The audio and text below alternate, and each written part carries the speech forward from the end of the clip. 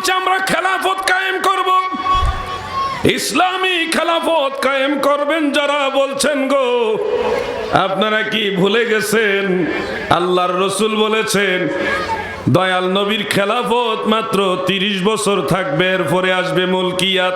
আল্লাহ রসুল বলতেছে 30 বছর পরে আর কোনো খেলাফত নাই। তা আপনি এখন 1400 বছর পরে খেলাফত আনবেন, আসলে এটা খেলাফতের জন্য না, এটা হলো ওই খেলাফতের দোহাই দিয়া রাজনীতির ময়দান দখল করা। হে বাংলার মুসলমান, হে বাংলার যুব সমাজ, আমি আপনাদের বলে যাই, যদি সত্যিকারের খেলাফতের অন্তর্ভুক্ত থাকতে চাও, যদি সেই খেলাফতের ভিতরে থাকতে চাও যেই খেলাফত ইমাম মাহদী আলাইহিস সালাম পর্যন্ত থাকবে, তাহলে আল্লাহর ওলিদের কদমের কাছে যাও, তাদের দামান ধরো। আল্লাহর ওলিদের কাছে যেই খেলাফত, এটা ইমাম হুসাইনের খেলাফত, এটা জাইনুল আবেদিনের খেলাফত, এটা ইমাম জাফর সাদিকের খেলাফত, এটাই বেলায়েতের খেলাফত। ঠিক কিনা বলে?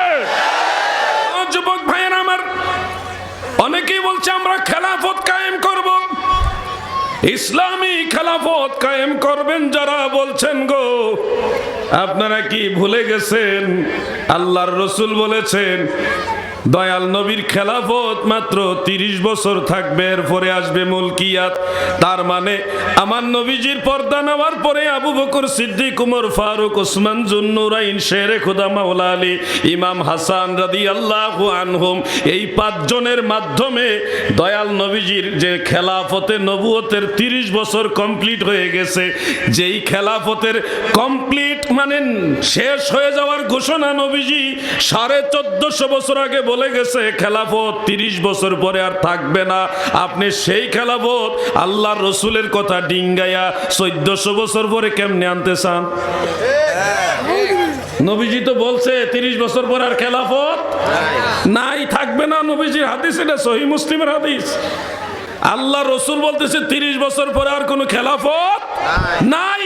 তা আপনি এখন 1400 বছর পরে খেলাফত আনবেন, আসলে এটা খেলাফতের জন্য না, এটা হলো ওই খেলাফতের দোহাই দিয়া রাজনীতির ময়দান দখল করা।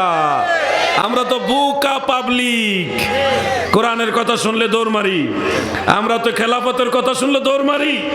আমরা তো মনে করি কোরআনের রাজ কায়েম করব, খেলাফত কায়েম করব। আরে আল্লাহর নবী বলেছে নবীজির পর্দা নেওয়ার পর থেকে 30 বছর পরে খেলাফত বন্ধ, আর তুমি 1400 বছর পরে খেলাফত কায়েম করতে চাচ্ছ। কোন খেলাফত? হ্যাঁ, এটা মদিনাওয়ালার খেলাফত না, এটা আরবের নজদের ইবনু আব্দুল ওয়াহাব নজদির খেলাফত। বুঝালো পাবলিক? কোন খেলাফতের দিকে তোমার ডাকে তুমি বুঝো না। হ্যাঁ, একটা খেলাফত কিয়ামত পর্যন্ত চলবে, সেটা ওই নবীজির খেলাফত না, খেলাফতে নবুয়ত না। মিশকাতের সরা মেরকাতের মধ্যে ইমাম মোল্লা আলী কারি রহমাতুল্লাহ আলাইহি তিনি এই বিষয়টা ডিটেলস আলোচনা করেছেন। খেলাফত 2 প্রকার, যেটা আবু বকর সিদ্দিক, হযরত ওমর ফারুক, ওসমান জুন্নুরাইন, শেরে খুদা মাওলা আলী, ইমাম হাসান রাদিয়াল্লাহু আনহুম, ইনারা যেই খেলাফতের দায়িত্ব পালন করেছে, এই খেলাফতটাকে বলা হয় খেলাফতে নবুয়ত, যেটা 30 বছরে কমপ্লিট হয়ে গেছে, এরপরে আর এটা কিয়ামতের আগ পর্যন্ত আসবে না, বন্ধ। এই খেলাফত আর কোনোদিন আসবে না, চিরতরে বন্ধ হয়ে গেছে। আরেকটা খেলাফত আছে, ওটাকে বলা হয় খেলাফতে বেলায়াত, বেলায়েতের খেলাফত। এই বেলায়েতের খেলাফত 12 জন খলিফার মাধ্যমে ইমাম মাহদী আলাইহিস সালাম পর্যন্ত চলবে।